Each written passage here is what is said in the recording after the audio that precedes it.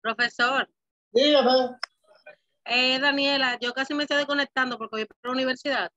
Ajá. Como usted sube el material, el video, Ajá. entonces yo termino de ver esta última sección. Está bien, no hay problema. Vía la plataforma. Está bien. Bueno, pues hablamos, gracias. Ok, gracias.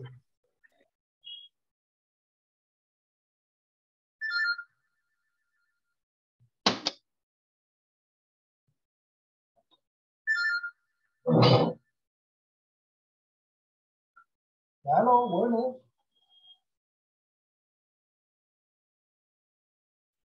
Ok.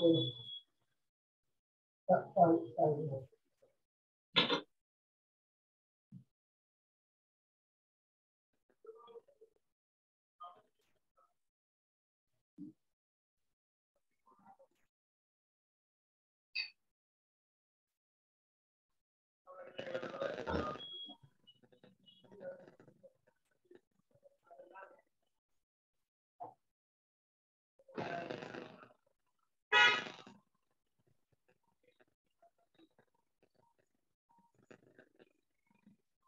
Aló.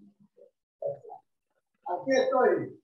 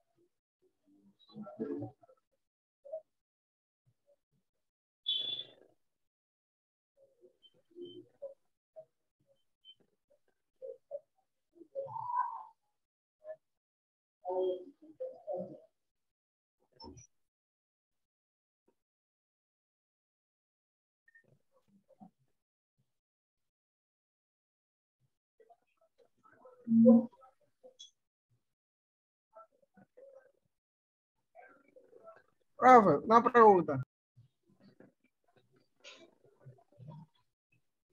Ok, seguimos. Vamos a compartir de nuevo. Aquí estamos.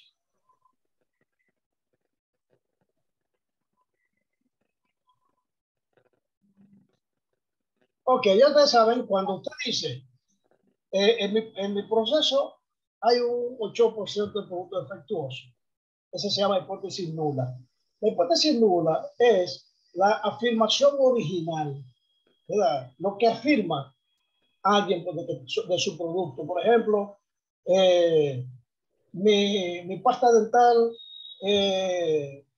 dura un mes, cepillándose 3 veces al día.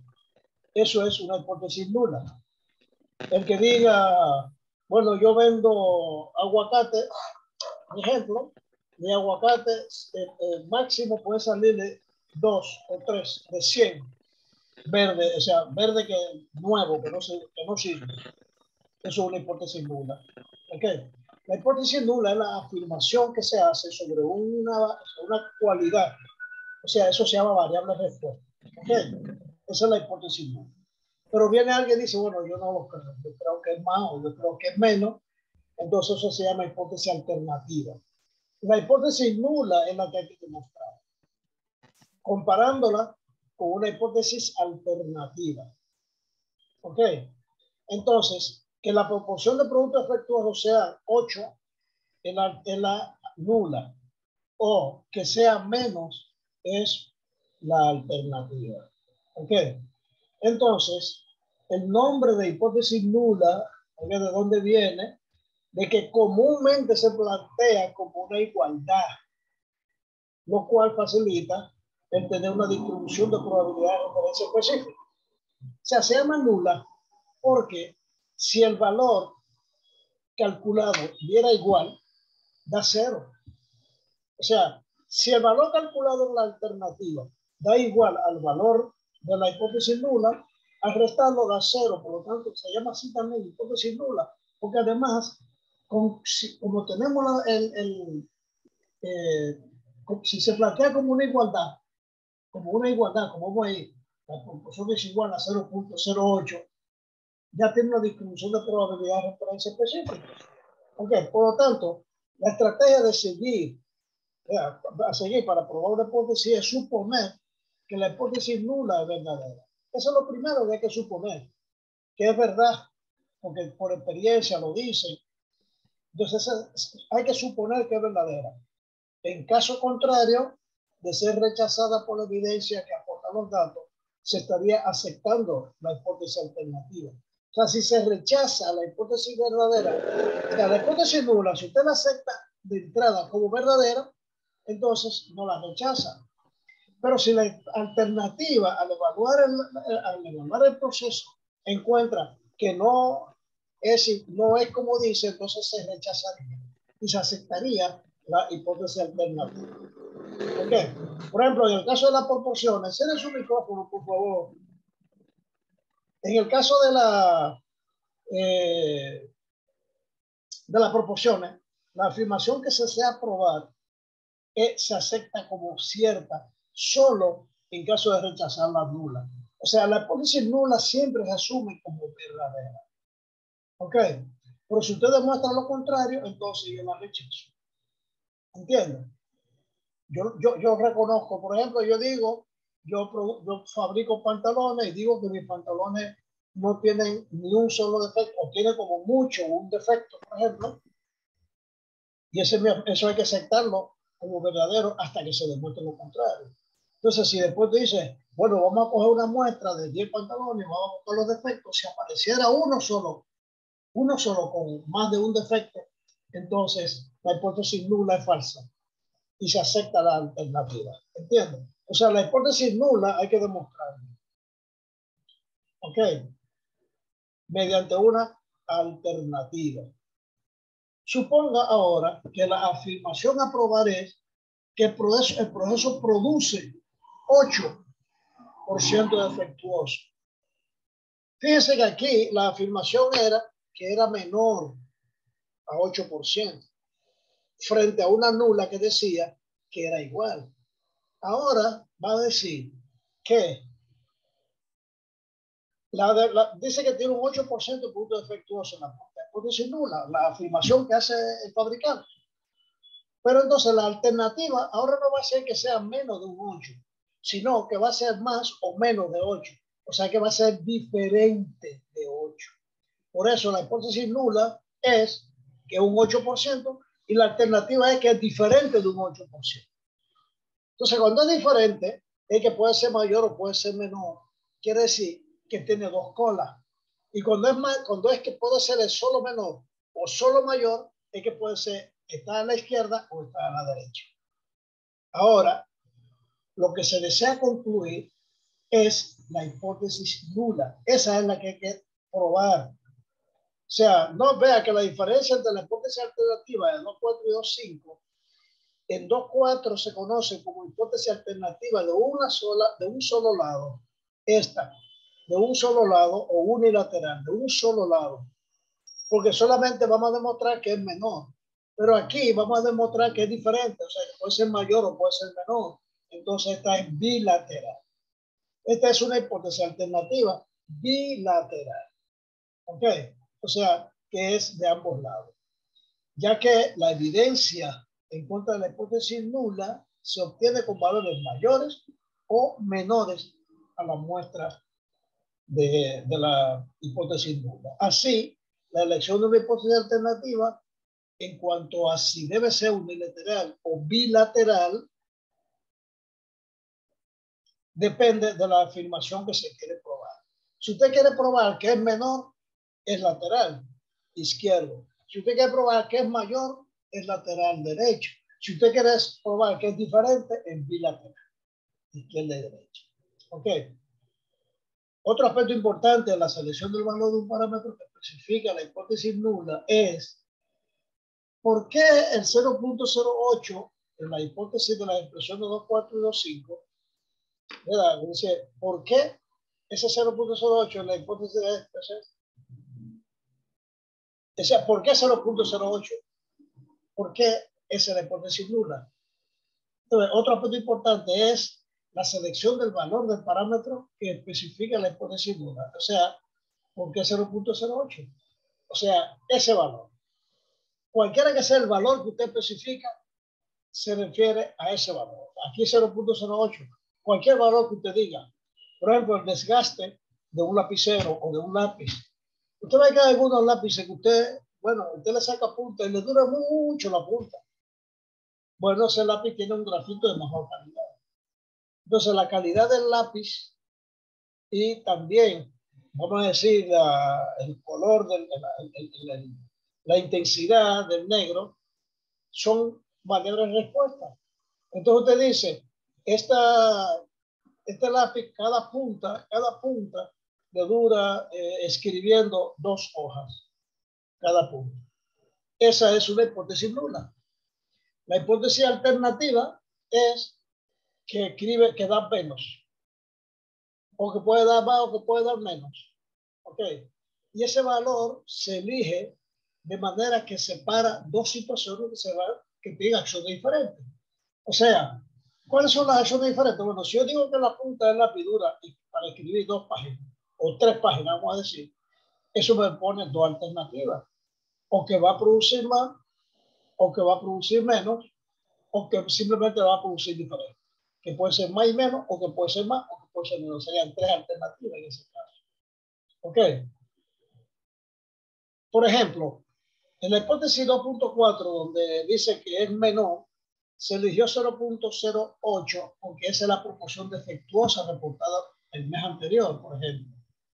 Y después de implementar un programa de mejora, se quiere ver si el resultado esperado es igual o es diferente. O sea que ese valor de la hipótesis nula es un valor estudiado, o sea, un valor de resultado evaluado. ¿Ok? Muy bien, ahora vamos a ver lo que es estadístico de prueba para la hipótesis. ¿Ok? Para probar una hipótesis, ¿cuál es el estadístico de prueba? Bien. Ok, probar una hipótesis es investigar si lo afirmado en la hipótesis nula es verdad o no. Eso es lo que hay que hacer en una hipótesis. Probar una hipótesis es si la nula es verdadera o no. Entonces, la estrategia de prueba parte del supuesto de que la hipótesis nula siempre es verdadera. Y si los resultados de investigación contradicen esa afirmación o suficiente, entonces se rechaza la hipótesis nula y se acepta la alternativa. ¿Ok? En caso de los resultados de investigación no demuestren claramente la falsedad de la hipótesis nula, entonces se acepta la nula, no se rechaza. ¿Ok? Es decir, que la hipótesis nula es verdadera mientras no se demuestre lo contrario. Eso es lo que tenemos que afirmar siempre. Cuando la gente dice, por ejemplo, que la humedad de su producto está entre 3 y 3.5%, bueno, esa es su afirmación, hay que aceptarla como válida. El que no esté de acuerdo tiene que demostrarlo mediante una investigación. ¿Ok? Y hasta no se demuestra lo contrario, la hipótesis nula es verdadera. ¿Ok? Cuando una vez planteada la hipótesis, se toma una muestra aleatoria de la población de estudio o se obtienen datos mediante un experimento planeado de acuerdo con la hipótesis. Entonces, el estadístico de prueba, oigan bien, es un número calculado a partir de los datos y la hipótesis nula, cuya magnitud permite discernir si se rechaza o no la hipótesis nula. ¿O entiende? Si un estadístico de prueba es un número que se va a calcular por los datos y la hipótesis nula. Y la magnitud de ese número va a permitir decir si se acepta o se rechaza la hipótesis nula. Entonces, ese va a ser un estadístico de prueba para la hipótesis. Al conjunto de posibles valores estadísticos de prueba que lleva a rechazar una hipótesis nula se llama región o intervalo de rechazo para la prueba. Y los posibles valores donde no se rechaza la hipótesis nula se llama región o intervalo de aceptación. Ok, por ejemplo, en la hipótesis nula planteada en 2.4 y 2.5, que se decía que la hipótesis nula era, la alternativa dice aquí que era menor, y en la 2.5 decía que la alternativa era mayor o menor, o sea, que era diferente simplemente. Y el estadístico va a ser esto. Mira el estadístico. Este es el estadístico de prueba para una hipótesis, donde P, con el gorrito, es la proporción de productos defectuosos de la muestra. Y menos 0.08, que es el valor que dice, oiga, que dice la hipótesis nula, entre la raíz cuadrada del valor de la hipótesis nula por 1 menos la raíz cuadrada, 1 menos 0.08, eso entre n, donde P es la proporción de defectuosos de la muestra de n artículos inspeccionados. Entonces, si la hipótesis nula es verdad, entonces este estadístico sigue aproximadamente una distribución normal estándar. ¿Ok? La aproximación es mejor mientras más grande es el valor de n. O sea, mientras más grande es n, si se acepta la hipótesis nula, entonces este valor va a seguir una distribución normal. Porque esto es un estadístico. Recuerden que una curva de probabilidades, esta es una probabilidad, pero hay mucha probabilidad. Entonces su distribución, en este caso, una distribución normal o estándar. ¿Ok? Por lo general, se requiere NP, que NP es mayor de 10, o sea, es el número de la proporción, sea la muestra, el tamaño de la muestra, o la proporción sea menor que 10 para una buena aproximación. En este caso, por ejemplo, si yo tengo N, que es 10, y P sería la proporción, o sea, sería mayor o igual a 120 unidades inspeccionadas, por ejemplo, eso sería suficiente. O sea, la cantidad, el tamaño de la muestra por la proporción debe ser mayor de 10 para una buena aproximación. Pero obviamente mayor de 10 no es nada. Voy a poner un ejemplo. Supongamos que se toma una muestra de 150 piezas y de ellas 20 son defectuosas. 20 son defectuosas. Por lo tanto, el porciento defectuoso es 20 entre 150.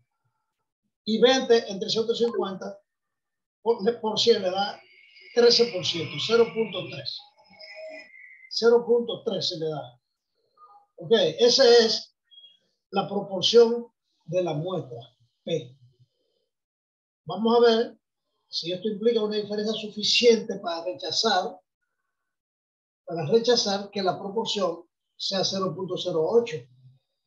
Por lo pronto, el valor del estadístico de acá va a ser 2.41. O sea, aquí, si yo pongo aquí 0.13 y aquí pongo el tamaño de la muestra 150 y aquí 0.13, este valor me da 2.41. Eso es, lo adelantan, porque en un ejemplo de ahorita, al que vamos a ver más adelante, se va a comparar con ese Z, con ese valor del estadístico 2.41. Ok, eso es un ejemplo que hay por ahí abajo. No está cerca, está después. Usted ve entonces, esto es para ver la región de rechazo y región de aceptación. Ok, vamos a explicarlo gráficamente. Recuérdense que esto es 1 menos alfa y alfa es esto azul. Esto es 1 menos alfa y alfa son la suma de estos dos azules. Esta Z aquí, esta región azul de rechazo, si el estadístico cae dentro de este lado, se rechaza la hipótesis nula. Y esta es unilateral. Unilateral significa que solamente se va a rechazar si es menor. Si es menos. ¿Ok? En esta se va a rechazar si es mayor o menor de 0.08 porque es diferente. Por lo tanto, digamos que la región de rechazo es en dos partes. Por eso se llama bilateral. Y esta parte de aquí es de aceptación. Recuerden que la aceptación es si cae dentro de este rango, que es el nivel de confianza. Esto que está aquí atrás es la significancia y esto que está aquí en el medio es el nivel de confianza. Si tuviéramos un 100%, no hubiera ninguna sombrita. Simplemente se acepta un 100%. Lo que salga, lo va a aceptar lo que salga. No me importa si tiene defectos. ¿Ok? Porque yo no tengo restricciones. Yo compro lo que sea. Eso ocurre cuando hay algo que está muy escaso. La gente compra lo que aparezca. Lo que aparezca.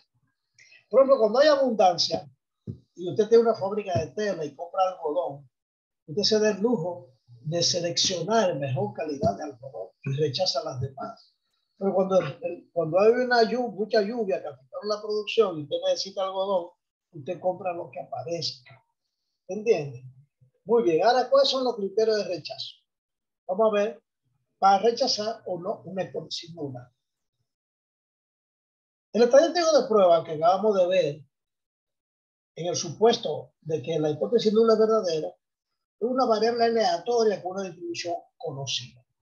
Si efectivamente esa hipótesis nula es verdadera, entonces el valor del estadístico de prueba debería caer dentro de un rango de valores más probable de su distribución asociada. O sea, debe caer dentro de este rango aquí, este que está sin sombrear, que es la probabilidad más alta de que caiga ahí. ¿Ok? Si cae en una de las colas de su distribución asociada, o sea, en los extremos que acabamos de ver, o sea, fuera del rango de valores más probables, si cae ahí, en la región de rechazo, se llama región de rechazo, es evidencia en contra de que ese valor pertenece a dicha distribución.